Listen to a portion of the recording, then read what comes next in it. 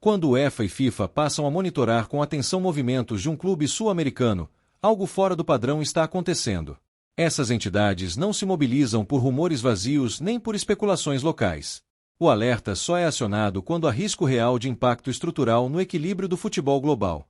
E, neste momento, o nome que surge nos bastidores dessas instituições é o Flamengo. O que chama atenção não é um único movimento isolado, mas o conjunto de sinais que o clube vem emitindo ao mercado internacional. Negociações com marcas globais, aproximações com grupos empresariais ligados à Europa, interesse de fundos internacionais e uma postura cada vez mais autônoma colocam o Flamengo em uma posição inédita. Ele deixa de ser apenas um grande clube fora do eixo europeu e passa a ser visto como um potencial agente de mudança. UEFA e FIFA têm uma preocupação central: controle. O futebol moderno é estruturado em torno de equilíbrios frágeis entre ligas, confederações, clubes e investidores. Quando um clube fora da Europa começa a atrair atenção global, recursos pesados e protagonismo simbólico, esse equilíbrio é questionado. O Flamengo, com sua massa popular gigantesca e crescente inserção internacional, representa exatamente esse tipo de risco sistêmico. Nos bastidores, o alerta não é público, mas é real. Analistas ligados às entidades observam com cuidado a movimentação comercial do Flamengo, especialmente quando ela se conecta a grupos que já têm influência direta em clubes europeus. O receio não é apenas concorrencial, mas regulatório. Onde começa e onde termina a influência de um clube que não está submetido às mesmas estruturas da UEFA?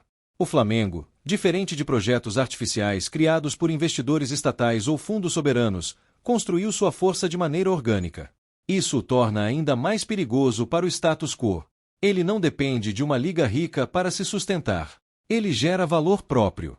E isso desafia a lógica histórica de concentração de poder no futebol europeu. Outro ponto sensível é o discurso. O Flamengo começa a ser citado em debates internacionais como exemplo de clube global fora da Europa. Essa simples mudança de narrativa já acende o alerta. UEFA e FIFA sabem que o futebol não é apenas competição esportiva, mas narrativa, influência e percepção. Quando essa narrativa muda, o poder se desloca. A FIFA, especialmente, observa com ambiguidade. Por um lado, interessa-lhe fortalecer clubes fora da Europa para sustentar o discurso de globalização do futebol. Por outro, sabe que um crescimento descontrolado pode gerar conflitos com ligas europeias, que são sua principal fonte de receita indireta. O Flamengo se encontra exatamente nesse ponto de tensão. A UEFA, por sua vez, enxerga o cenário com mais cautela e até desconforto. Qualquer movimento que ameace a centralidade europeia no futebol de clubes é visto como algo a ser contido, monitorado ou, no mínimo, regulado. Um Flamengo forte demais, com conexões internacionais diretas, quebra a lógica histórica de dependência. O alerta não significa intervenção imediata, mas vigilância. Significa reuniões, relatórios, trocas de informação e análises de cenário. Significa tentar entender até onde o Flamengo pretende ir. E, mais importante, se ele pretende jogar o jogo pelas regras atuais ou pressionar por novas. Internamente, o Flamengo sabe que está sendo observado. E isso não o assusta. Pelo contrário, o clube entende que chegou a um patamar em que não pode mais agir como figurante. Cada decisão comercial, cada parceria e cada movimento estratégico agora tem repercussão internacional. A torcida talvez não perceba todos os detalhes, mas sente que algo diferente está acontecendo. O Flamengo aparece em conversas que antes não aparecia. Seu nome surge ao lado de marcas, instituições e projetos globais. Isso gera orgulho, mas também responsabilidade. O medo das entidades não é o Flamengo em si, mas o precedente. Se o Flamengo pode, outros clubes fora da Europa também podem. E isso abre uma caixa de Pandora difícil de fechar. O futebol global se tornaria menos previsível, menos concentrado e mais disputado. Para quem controla o sistema, isso é um problema. Nada será feito às pressas. UEFA e FIFA raramente agem de forma direta no início. Primeiro, observam. Depois, ajustam discursos. Em seguida, tentam enquadrar.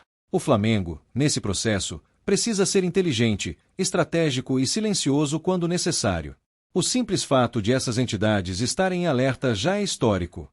Mostra que o Flamengo deixou de ser apenas o maior clube do Brasil para se tornar um elemento relevante no debate sobre o futuro do futebol mundial.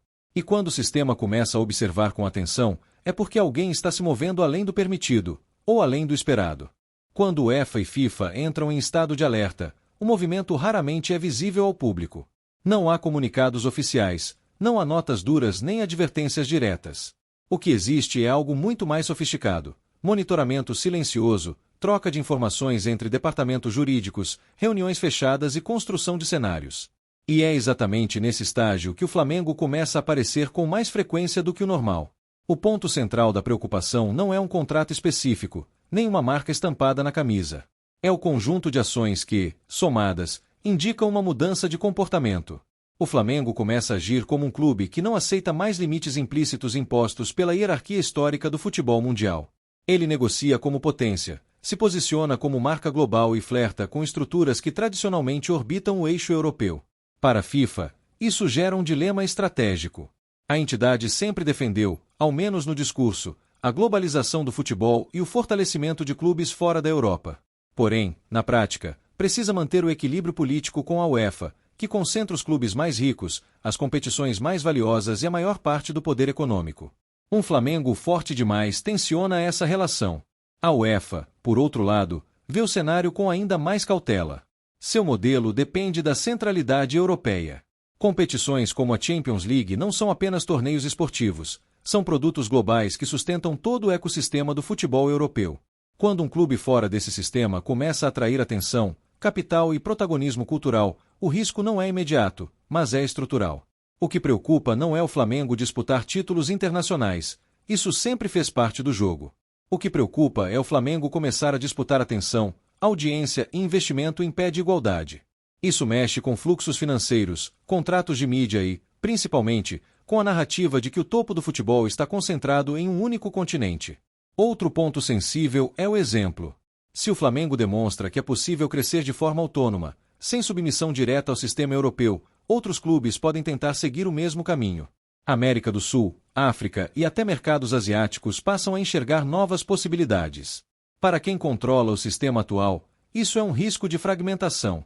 Nos bastidores, já se discute como enquadrar esse tipo de movimento sem parecer repressão. A FIFA sabe que qualquer ação direta contra um clube popular como o Flamengo geraria reação negativa global. Por isso, a estratégia tende a ser indireta: ajustes regulatórios, reforço de normas, revisão de critérios e, principalmente, influência política nos bastidores. O Flamengo, por sua vez, entende que está pisando em terreno sensível. Mas também sabe que recuar agora significaria aceitar um papel secundário que não condiz mais com sua realidade. O clube aprendeu a operar com discrição, escolhendo bem suas batalhas e evitando confrontos desnecessários. Crescer sem provocar, avançar sem anunciar. A diretoria sabe que o segredo está no equilíbrio. Ir longe demais rápido demais pode gerar reação. Ir devagar demais pode significar perder oportunidades históricas.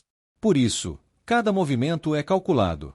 Cada parceria é pensada não apenas pelo retorno financeiro, mas pelo impacto institucional. A torcida, mais uma vez, é peça-chave.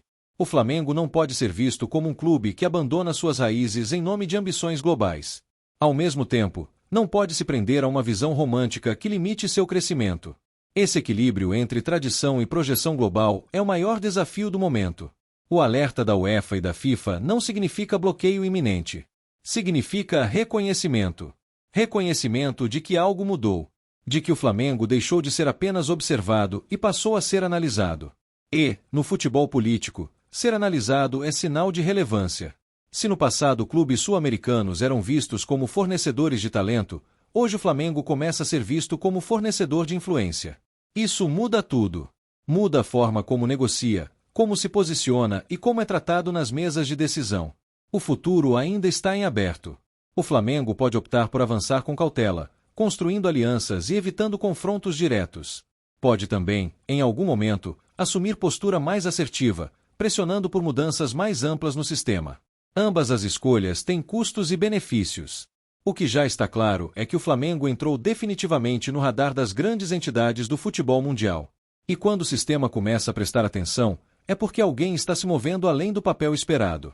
Se esse movimento vai gerar choque, adaptação ou transformação, só o tempo dirá. Mas uma coisa é certa: o Flamengo já não é apenas parte do jogo. Ele começa a influenciar as regras.